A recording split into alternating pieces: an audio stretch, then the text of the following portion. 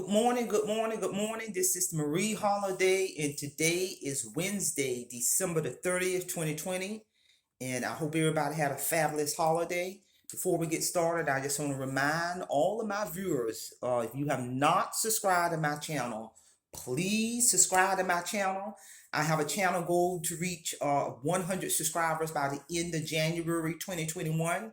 And I do want to update the audience. I am now at 62 subscribers.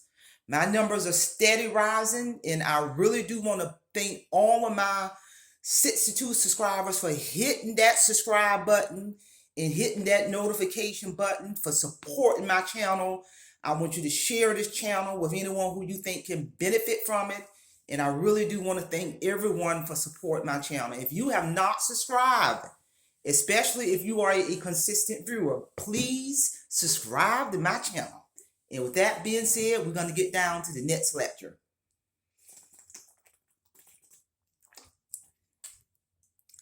The focus of this lecture is going to be how to supervise a narcissist in the workplace. How to supervise a narcissist. And I'm going to give 4 valuable tips on how to supervise a narcissist, because I'm in a supervisory role on my job, and this is a fitting topic because one of the individuals I supervise is a narcissist. And these are skills that I use all throughout my life in a supervisory role in terms of being able to skillfully and strategically supervise a narcissist. And I also want to share that I use some of my leadership skills that I earned or learned when I was in the United States Marine Corps. We are taught all kind of phenomenal skills as a leader. So number 1 is be on the lookout. To manage narcissistic personality at work, it is a good idea to be on the lookout for early warning signs to prevent being affected as much as possible by the narcissist. Because narcissists can be fantastic actors in the workplace. So you will need to have the skills to see beyond their facade. Some of those warning signs that you need to be on the lookout for is they are never wrong and always putting the blame on someone else in that workplace. They may have this exaggerated charm at first and spend more time in the beginning at building relationships with people they deem as useful, aka that they deem that they can take advantage of. And I'm here to tell you. So be on the lookout for that mask, that charm.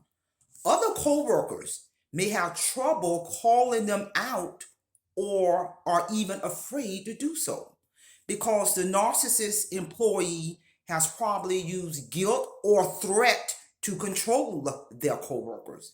They may criticize and be cruel to their co-workers. They seem paranoid in the workplace, and that narcissist will skillfully arrange an event that places them at the center of attention. And I'm telling you, they are master manipulators. So as a skill of supervisors, you got to know how to read between the lines. You got to have the ability to see what's not being shown and hear what's not being said.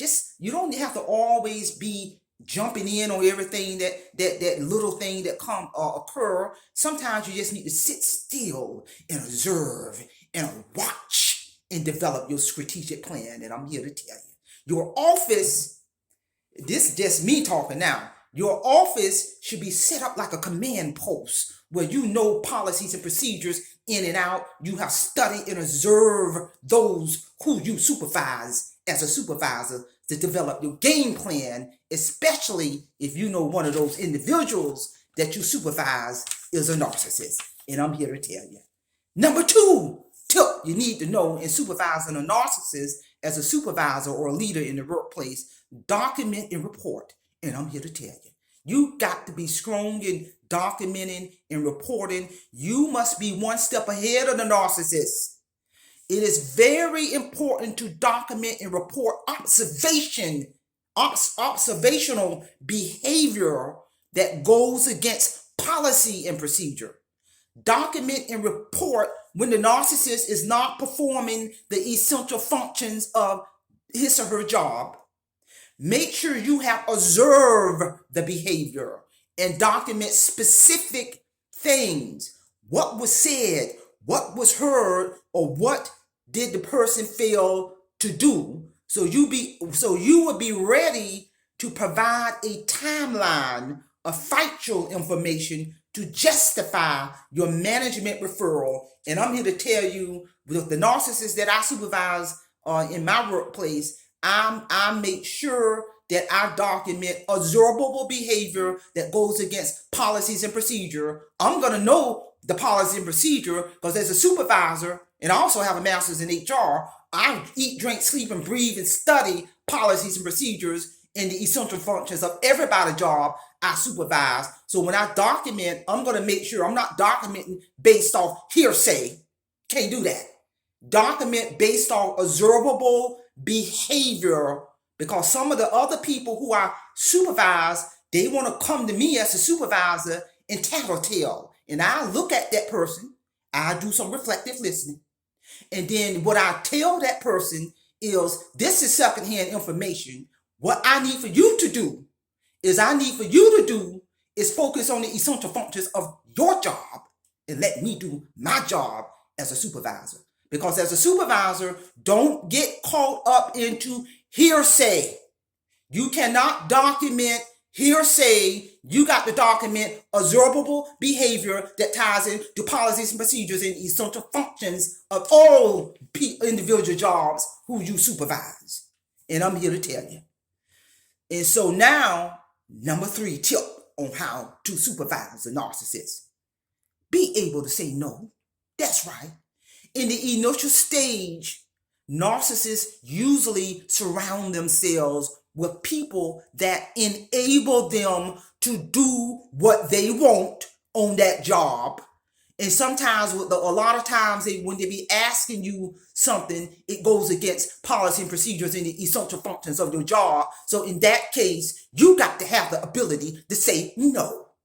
Because the narcissists that I supervise on the job, I can tell you every time that narcissist come to me as a supervisor and ask me something that I know that is not congruent, that does not go with policy and procedure, that goes against policy and procedure, that has nothing to do with the essential functions of that narcissist job. As a supervisor, I have no problem in saying no. And I'm here to tell you. I'm here to tell you. And sometimes when I say no, the narcissist will stand there with a confused look on his face.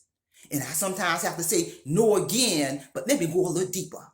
This no because it goes against this specific policy and procedure. And do you need any clarity? Better yet, here's a copy of the policy and procedure. Do not have a problem in saying no. Don't let that narcissist take you down that rabbit hole.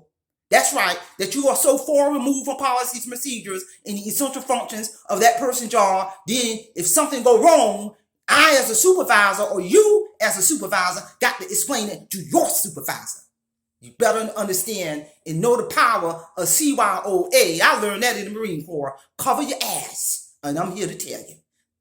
And so don't have a problem in saying no. Number 4 tip.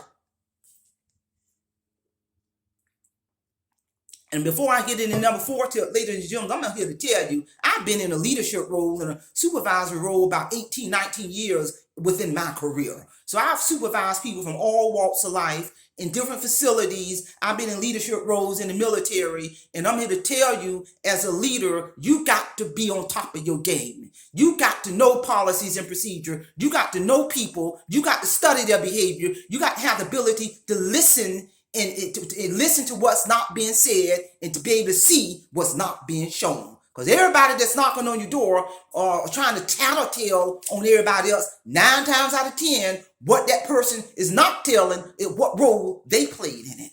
And you got to be able to filter through all that. And number 4, don't take it personal. Remember, a narcissist, they like empathy. They have no empathy. They have no empathy for their co-workers, the supervisors. They have no empathy for if they're involved in a relationship. They don't even have empathy for their own family members, because narcissism is a disorder. Remember, a narcissist lack empathy and they are arrogant. And the narcissist can make anyone around them feel victimized. But don't take any of that personal.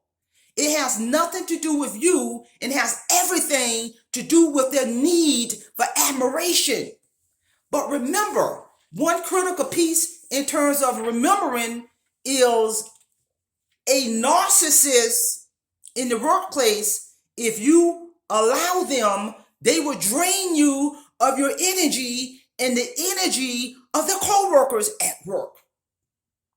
So as a supervisor, and I'm real good at this, as a supervisor, your focus should be managing them in relation to the essential functions of their job and their behavior on the job as it relates to policy and procedure. And I'm here to tell you, as opposed to wasting time and energy on the narcissist who suffers from a narcissism personality disorder. Yes, world, it is a disorder, and you got to recognize that. And you know that gives me idea. I'm gonna do a future upload on describing in brevity on what exactly is narcissism personality disorder is. That is a disorder with many symptoms and signs. So I'm gonna do a whole nother upload on explaining what narcissism personality disorder is, just like alcoholism and drug addiction is a disease. And I did an upload on describing why they call it a disease. Check out that video. So in short, wasting time, don't waste time on that disorder. Focus on their behavior, focus on what policy and procedure that they're breaking, focus on what they're not doing in relation to the essential functions of their job. When you understand that as a supervisor, I'm here to tell you, you're going to save yourself a lot of time, a lot of energy, a lot of headache as you supervise that narcissist in the workplace. You should always try to limit your time spent with a narcissist. Remember, they have a disorder. They have no empathy. Always be one step ahead by documenting your observable observations. Never take what they do personally. Chances are they won't last long within your organization once their true colors are revealed. And that just gives me a reminder. I'm going to do another future upload on how to unmask that narcissist. As a supervisor, you got to have a strategic plan on unmasking that narcissist on the job if you got to supervise one. Because throughout my career, I supervised many narcissists, and I'm here to tell you. So 4 points again: be on the lookout for the early signs of narcissists and develop a game plan to unmask that narcissist. Number 2, document observable behavior that ties into the essential functions of your job and any policies and procedures that they're violating. Number 3, be able as a supervisor to say no. And I'm here to tell you.